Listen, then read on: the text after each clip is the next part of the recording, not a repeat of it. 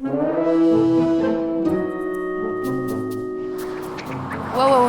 stop. Take a look at this skull for a second. In an animated film like Toy Story 3, somebody has to build every single thing you see on the frame. And it's not just one somebody, it's a whole lot of somebodies. First of all, somebody had to come up with the idea that there's even a skull in this frame. Then somebody in story had to draw it and place it here. The art department had to draw up the plans and handed it to a modeler who built it in the computer. Great as that model looks, it still isn't complete until it's shaded and then lit. And this is just one object that appears in 51 frames. That's just over 2 seconds of a 93-minute film. 139,680 frames, all full of things like this skull. But most of those things are actually animated. This film took hundreds and hundreds of people, all gathered together behind one central vision. I was the first person onto this movie, and I will be the last person off at the bitter end. But in the middle, there are a lot of really, really talented people, and I couldn't make this movie without them. We wanted to start the movie out with a bang. We wanted to start it out with a really exciting action adventure worthy of these characters. It's been a long time since we've seen them. I did the color script for the film. A color script is a series of paintings to describe how color, lighting, and atmosphere can support the story. I helped decide the lighting for this sequence. We were going for an over-the-top Western style, lots of beautiful oranges and vibrant blue skies.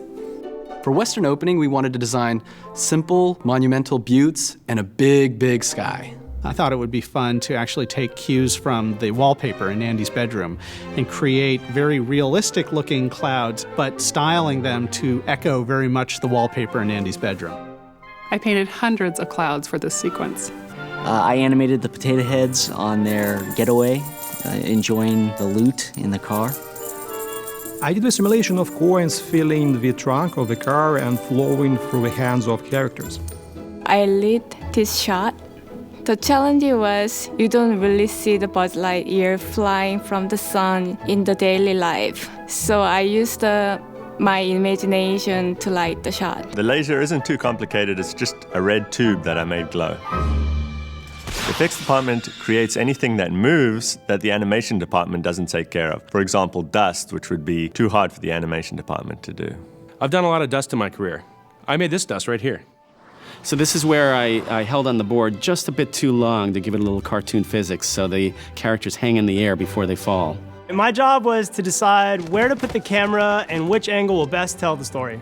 In this shot, I put the camera low so that it would appear that Buzz, Woody, and Jessie were in control of the situation.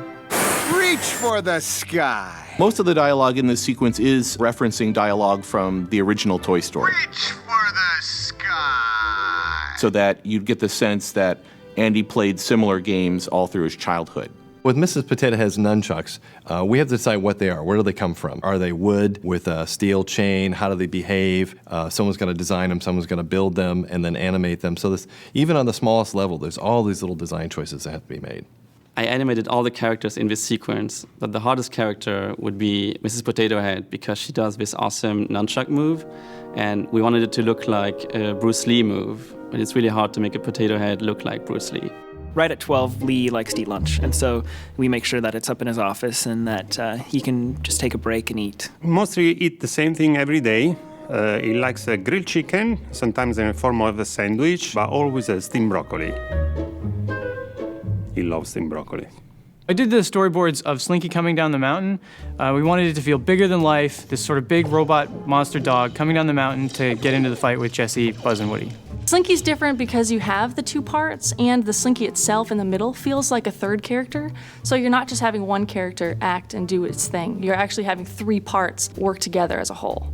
This is the force field. It's kind of a little sphere, which is actually not that hard to do, but you'll notice there's little bits of electricity all the way around. So that was a little bit tricky. But then I ended up creating this, what's known as a Voronoi diagram, to create these patterns and distorted them to make them look like electrical bolts. Essentially, I just drew a bunch of lines. In the storyboards, when Jessie yodels, we always started with a close-up of her uvula wiggling in the back of her throat, and we kind of pulled back from there as the shockwave kind of spread out from her. But of course, Jessie, the cowgirl, the toy, has no uvula, which kind of bums me out a bit because I kind of like uvulas. I did the effect of the explosive shockwave caused by Jesse's yodel. In Andy's mind, Rex is a real ferocious dinosaur, but Rex's personality, of course, is that he's very timid. So this is a fun opportunity to play Rex against his personality type and actually animate him like a real dinosaur. I added the effects of Rex bursting up through the ground, all the rocks and the dust and the debris. So the cool thing about this is it had to be an airplane, a spacecraft, and a battleship all rolled into one in the shape of a pig. So the production designer wanted to see things that you would see on real airplanes or real spaceships, that there needed to be vents, there needed to be access panels, there needed to be a sense of how this thing was actually built in real life, even though it's a pig ship. I worked on the hoof thrusters, basically the plasma and heat coming out of the bottom of the feet of the pig ship. Well, to get the sound of the pig ship, we recorded the subway and then added in the sound of the recording studio sliding glass door. In order to keep the clouds from looking static, I added a little bit of cloud drift so that they were moving throughout the shot. I thought it'd be really cool use of camera if we just flew into the eye of the ham ship to reveal evil Dr. Porkchop. I designed the lighting of the shot, and this lens flare over here helped me transition the lighting from the outside into the cockpit. After all this great work at Pixar, we still have to get the composer to score the film, Skywalker to do the sound effects and mix the movie,